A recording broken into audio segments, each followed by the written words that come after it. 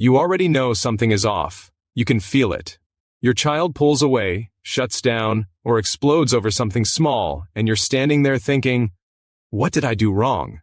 That feeling right there, that quiet guilt mixed with confusion, that is one of the most common experiences parents carry every single day.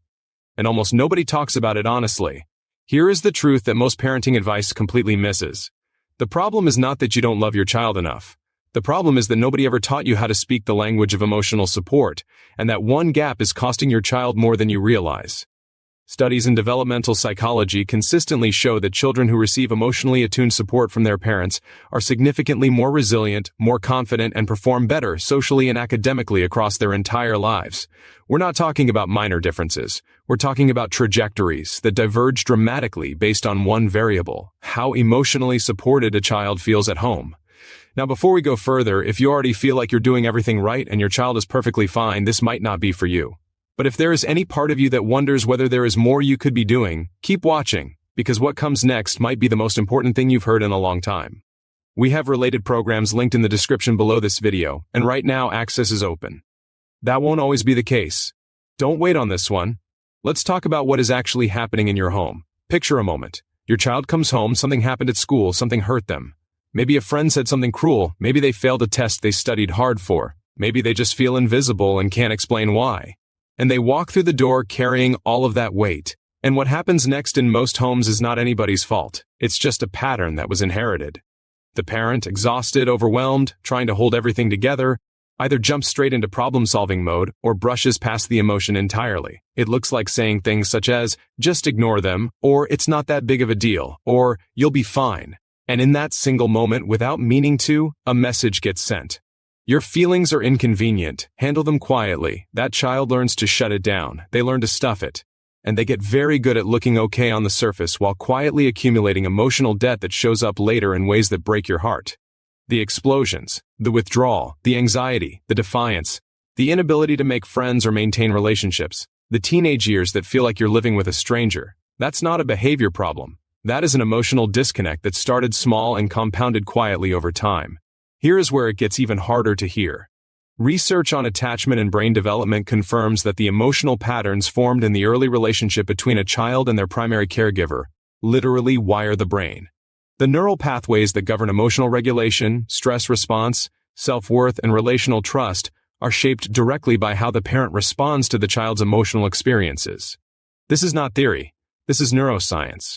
And it means the conversations you're having, or not having, right now, are building architecture in your child's mind that they will live inside for the rest of their life. That weight you just felt reading that sentence, that is not meant to crush you.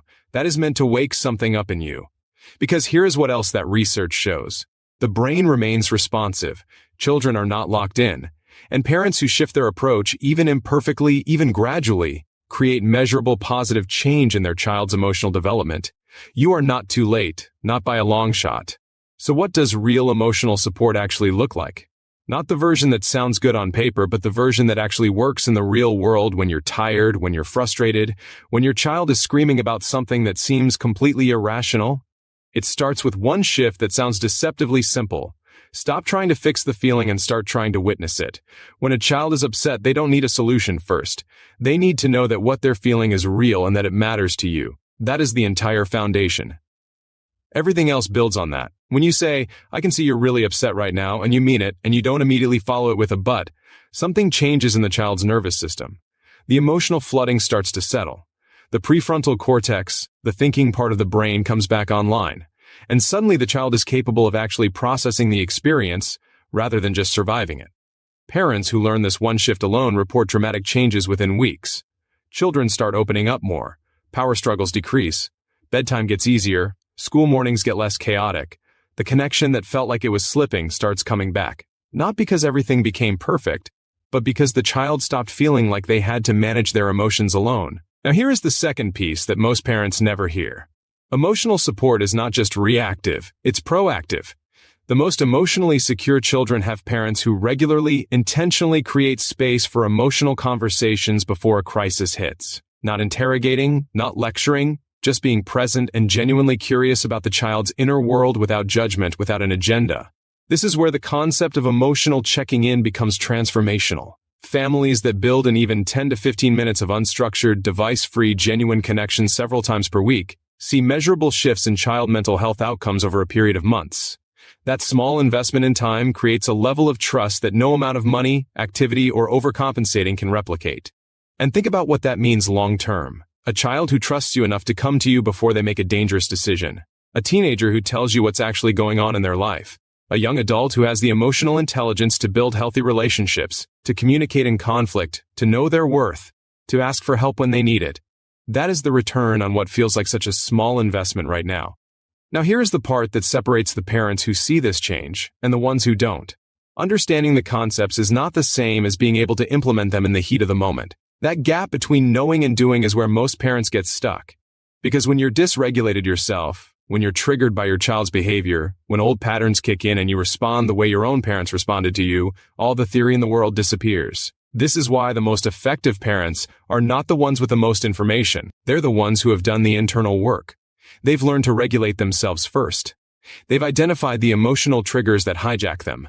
They've built new responses through practice, not just intention.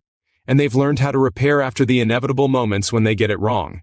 Because repair, the ability to come back after a rupture and acknowledge it without shame spiraling, is one of the single most powerful things a parent can model.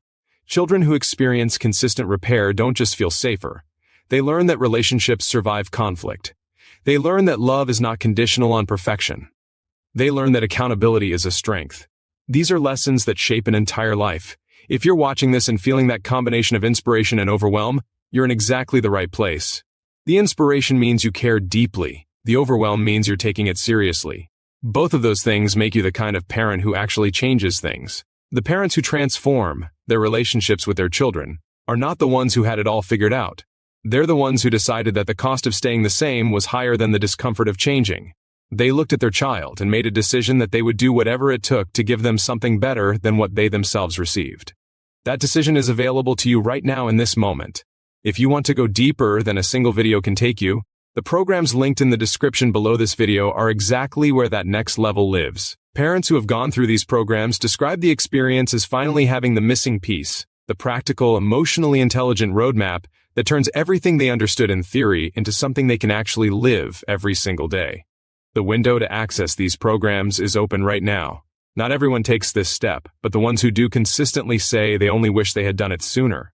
Your child is worth it, and honestly, so are you.